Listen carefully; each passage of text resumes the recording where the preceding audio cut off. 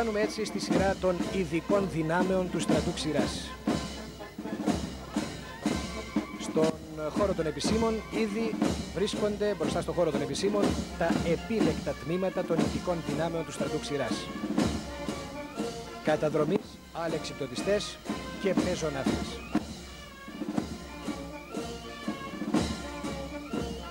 Προηγούνται οι καταδρομείς αλεξιπτωτιστές με τα πράσινα μπερέ και τις στολές παραλλαγής, εκείνοι οι οποίοι ευνηδιάζουν τον εχθρό πίσω από τις πρώτες γραμμές του στις πιο παράτολμες επιχειρήσεις.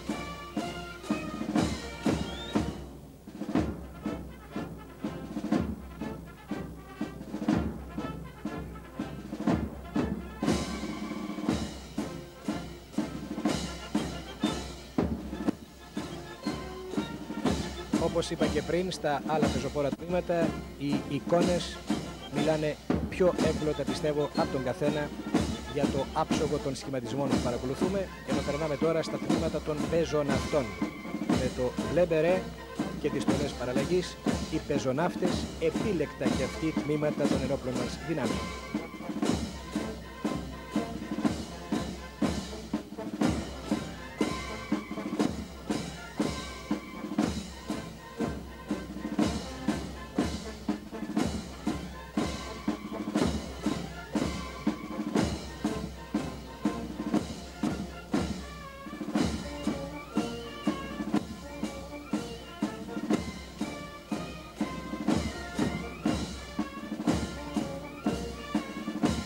Αν και παράτολμες επιχειρήσεις μπορεί να αναλάβει και η τελευταία δημιουργία του πεζικού σε κάποια πολεμική φάση, ωστόσο οι άνδρες αυτοί είναι εκπαιδευμένοι μόνο για παράτολμες επιχειρήσεις.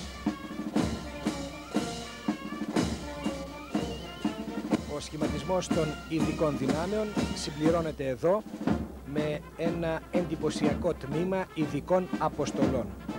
Βλέπουμε εδώ αλεξιπτωτιστές ελεύθερης πτώσης που πέφτουν από μεγάλα ύψη για να προσγειωθούν με εκπληκτική ακρίβεια στο στόχο τους.